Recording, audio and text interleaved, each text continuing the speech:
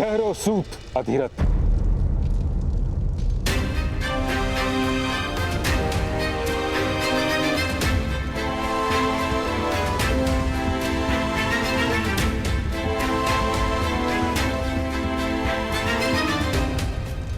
ये सत्य है महाराज कि मदनजय अपराधी था और जो दंड उसको मिला है वह उचित है। सत्य है कि इस बालक ने राज परिवार पर उपकार किया है। यह भी सत्य है कि इसका साहस और आत्मविश्वास अद्भुत है। सत्य के प्रति इसकी निष्ठा और सामर्थ्य पर कोई संदेह नहीं। किंतु महाराज, कि समाज केवल एक व्यक्ति से नहीं बनता। राज्य के सभी मनुष्य को संतोष प्राप्त हो, यह भी तो अनिवार्य है। और यह केवल तभी हो सकता है जब व्यवस्था का पालन हो तथा परंपरा का निर्वाह अनिवार्य है। यदि व्यवस्था टूटती है तो समाज में विद्रोह उत्पन्न होता है और हर प्रकार के विद्रोह को बल से शांत भी तो नहीं किया जा सकता। तात्पर्य तात्श्री? सूत के पुत्र को शस्त्र उठाने का अधिकार नहीं, उसे दंड देना ही होगा।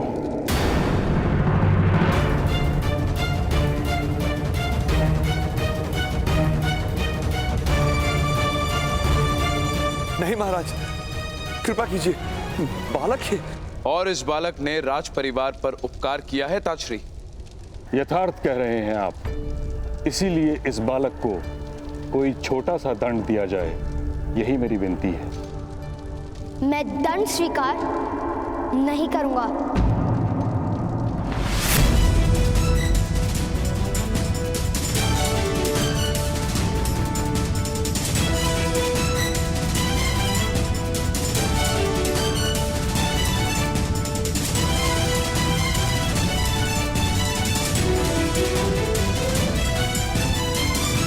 पुत्रकर्ण, मौन रहो। राजसभा में विवाद मत करो। किंतु पिताश्री, यदि आपके साथ अन्याय नहीं हुआ होता तो भ्राताश्री क्यों शस्त्र उठाते? अनिवार्य था शस्त्र उठाना पिताश्री। बालक, न्याय प्राप्त करने का सबको अधिकार है। राज्य की व्यवस्था प्रत्येक व्यक्ति को न्याय प्रदान करती है। राज्य की व्यवस्था से ही अन्याय हो तो अब क्या किया जा सकता है? राजा के हाथों कभी अन्याय नहीं होता राधे। अन्य सब के अन्याय के लिए राजा से याचना करना संभव है, किंतु किसी भी कारणवश व्यवस्था और परंपरा को भंग नहीं किया जा सकता। अन्याय और याचना की व्यवस्था से तो उत्तम है कि ऐसी परंपरा ही ना हो। राधे, क्या कोई दूसरा सूत तुम्हारी भांति शस्त्र धारण करके अपना रक्षण कर सकता है?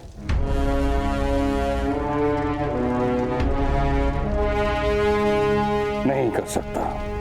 यदि उनको अपनी रक्षा का भार सौंप दिया जाए तो समस्त सूत समाज नष्ट हो जाएगा। उनकी रक्षा कौन करेगा? सूतों को शस्त्र का अधिकार नहीं, इसलिए ज्ञान नहीं। ज्ञान नहीं, इसलिए वे शस्त्र नहीं उठा सकते। और अब आप कह रहे हैं कि उनकी रक्षा किस प्रकार होगी? ज्ञान प्राप्त करने का अधिकार मान लीजिए, अधिकतर सूत भी शस्त्र उठाने लगेंगे। असंभव।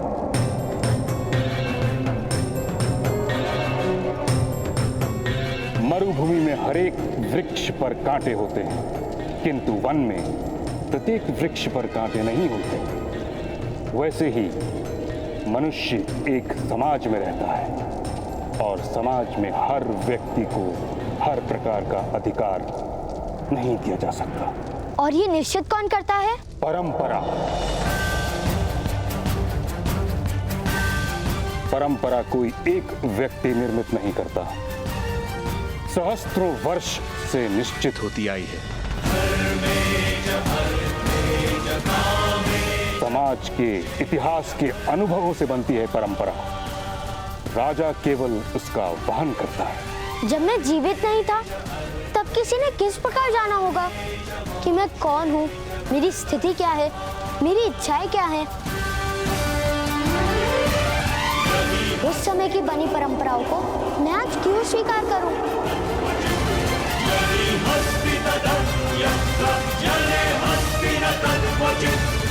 हट मत करो बालक।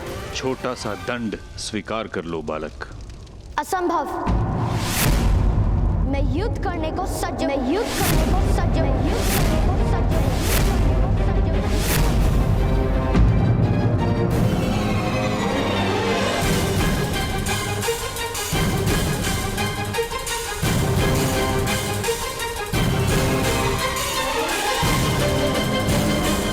कर्ण, विद्रोह नहीं कर सकते तुम। महाराज, महामहिम, महामंत्री, मेरे पुत्र को क्षमा कर दीजिए।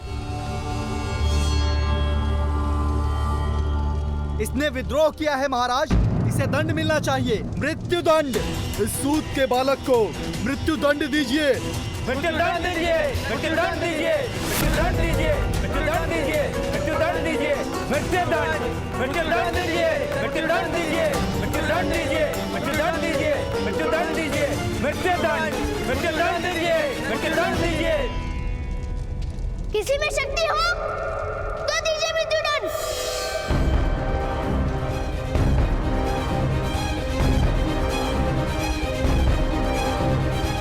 मृत्यु दंड दीजिए, मृत्यु दंड दीजिए, मृत्यु दंड दीजिए, कौन? मृत्यु दंड, मृत्यु दंड दीजिए, मृत्यु दंड दीजिए, मृत्यु दंड दीजिए।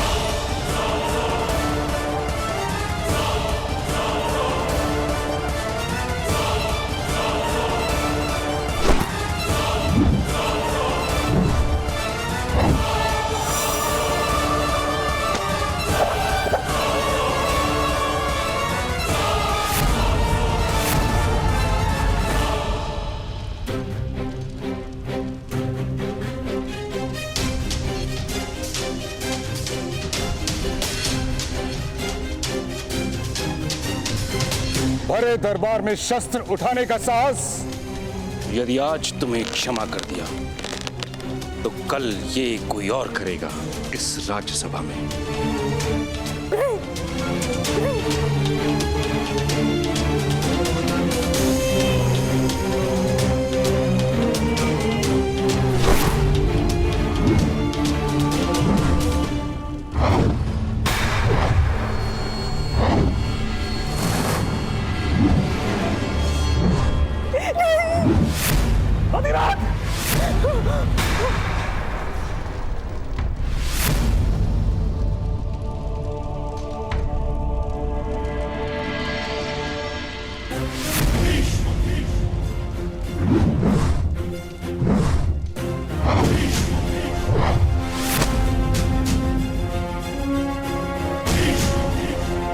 तुम्हारे प्राण नहीं लूंगा मैं। कुरु सभा में बालक की हत्या नहीं की जाती।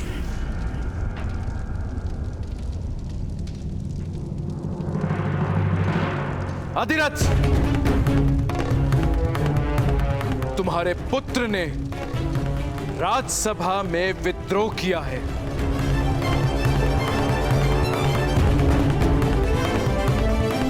किंतु उसने मेरे पुत्रों को जीवन भी दिया है।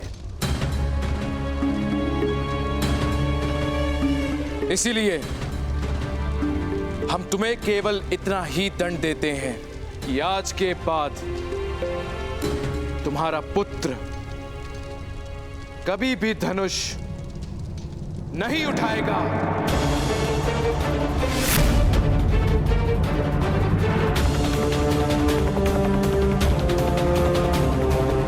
सूतों के लिए बनी परंपरा का वहन करेगा, और यदि ऐसा नहीं हुआ तो तुम स्वयं अपने पुत्र को हस्तिनापुर और कुरु राष्ट्र से निष्कासित कर दोगे।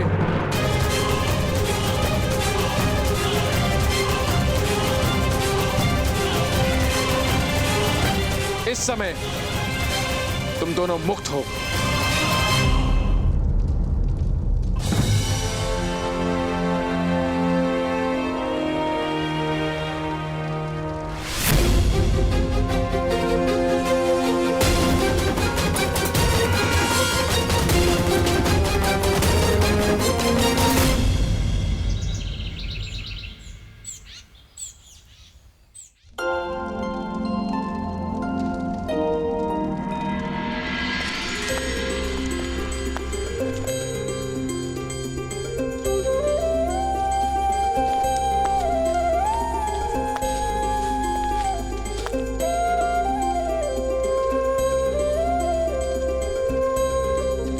माता, मैं आरती करूं? अवश्य वैशाली, तुम्हारा तो सबसे पहले अधिकार है। जब हम बड़ों का विश्वास टूट गया था, तब तुम मित्रों ने ही तो साथ दिया कर्ण का।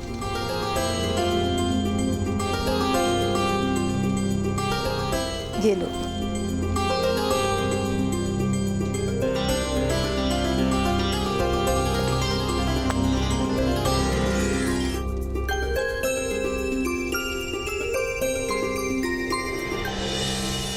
आज के बाद तुम्हारा पुत्र कभी भी धनुष नहीं उठाएगा।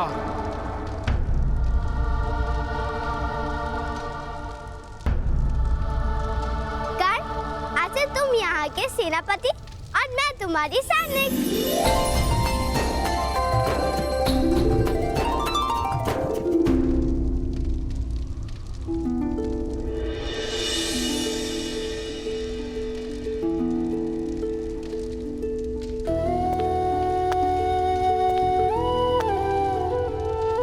पुत्र कर्ण, मुझे क्षमा कर देना।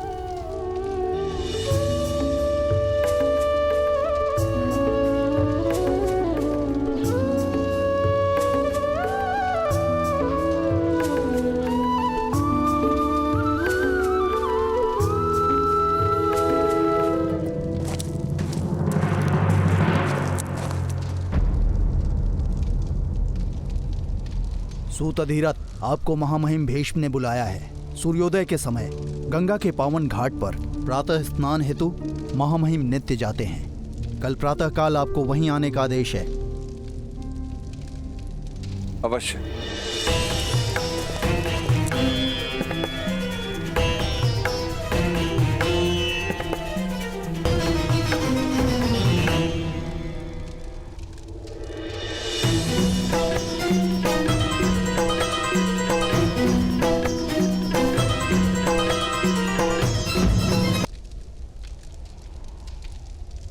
चलो पुत्र, अब आनंद और विश्राम का समय।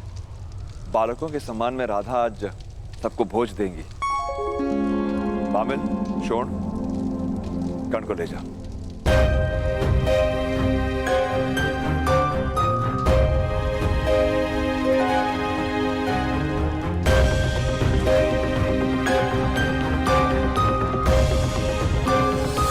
कर्ण का दुख आज अनन्य है अधिरथ। जानता हूं भ्राताश्री, जानता हूं। शाख के जिस स्थान से फूल तोड़ा जाता है, उस स्थान से पत्ता या फूल कभी उग नहीं पाता। आज तक बहुतों ने कर्ण से उसका धनुष छीना था, किंतु गुरु सुबह ने उससे उसकी आशा छीन ली। धनुष पे उसका अधिकार ही नहीं, उसका सुख भी उसी में है। और दुखदायक सत्य तो यह है कि कर्ण कभी धनुष उठा नहीं पाएगा।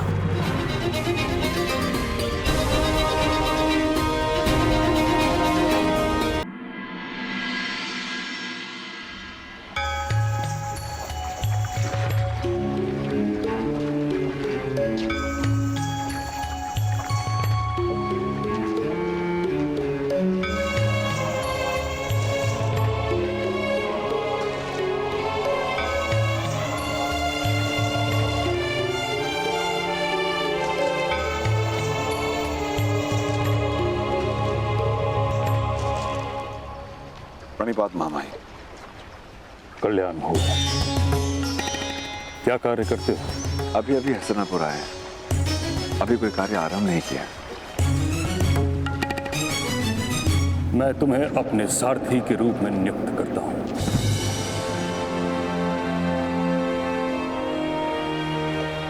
आपकी अनंत कृपा महामहिम। कृपा नहीं, स्वार्थ है। तुम मेरे निकट रहोगे तो मेरी दृष्टि तुम्हारे पुत्र पर रहेगी। उस जैसा तेजस्वी और ऊर्जावान बालक मैंने संसार में नहीं देखा। उसका अध्यापन मैं उचित रूप से करवाऊंगा। बिजली को आकाश में देखा, उसकी कोई दिशा नहीं होती, उस पर कोई अंकुश नहीं होता। कुछ ही क्षण के लिए प्रकट होती है और फिर लुप्त हो जाती है। जिस पर गिरती है उसे नष्ट कर देती है। मेरी इच्छा है कि तुम्हारा पुत्र एक महान सारथी बने, ताकि समस्त सूत समाज का मार्गदर्शन करे। बिजली की भांति उसका सामर्थ्य छिन्न भिन्न न हो जाए।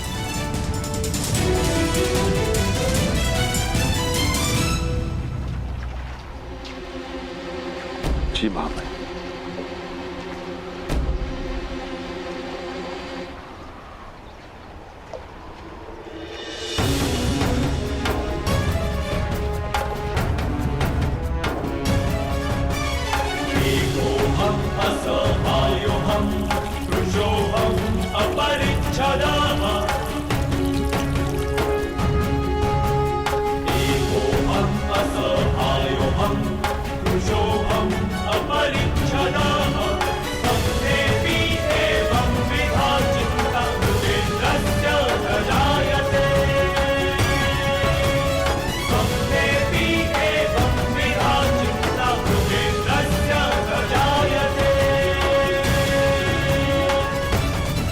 बिजली की भांति दिशाहीन नहीं हूं, मनुष्य हूं। मुझे जहां विनाश करना होगा मैं वहीं गिरूंगा। आपकी इच्छा थी ना कि मेरा सामर्थ्य चिन्ह भिन्न हो, तो लीजिए।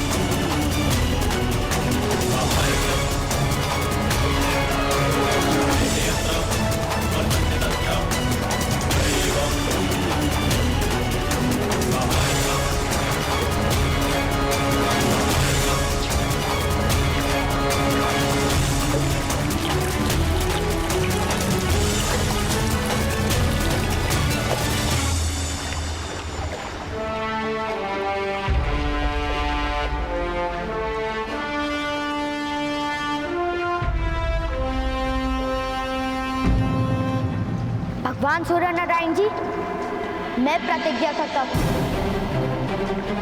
प्रातःकाल सूर्य अर्घ के समय मेरे सामने आने वाले व्यक्ति को मैं अवश्य दान दूंगा। उस व्यक्ति की हर इच्छा पूर्ण करूंगा और उस प्रतिज्ञा की आपूर्ति का आरंभ मैं आज से करता हूं, मैं आज से करता हूं, मैं आज से करता हूं, मैं आज से करता हूं, मैं आज से करता हूं।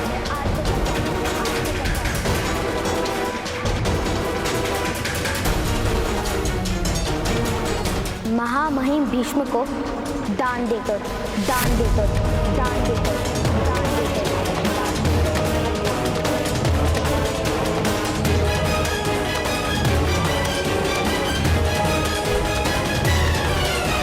आज मुझे शस्त्र का त्याग करना पड़ा है, किंतु आगे जीवन में किसी कारणवश अगर मुझे शस्त्र उठाना पड़ा तब उसका त्याग कोई नहीं करवा पाएगा, नहीं करवा पाएगा।